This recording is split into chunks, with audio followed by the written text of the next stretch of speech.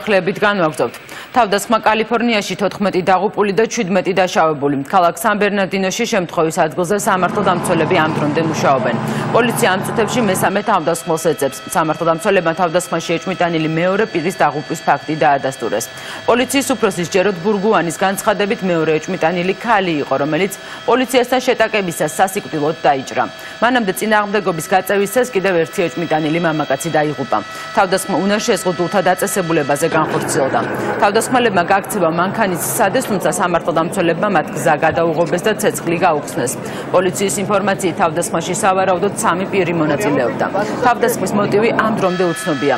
ტელეკომპანია NBC ერთ-ერთი თავდასხმელის ვინაობას ასახელებს. ის შესაძლოა ვინმე საედ ფარუკი იყოს, მეორე თავდასხმელი კი სავარაუდოდ მისი ძმა.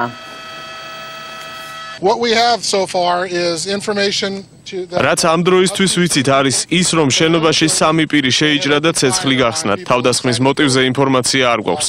ერთადერთი რაც შეიძლება ითქვას, ისინი კარგად მომზადებულები იყვნენ. ჯერჯერობით მომხდარისთვის ტერაქტის კვალიფიკაცია არ მიგვიცია.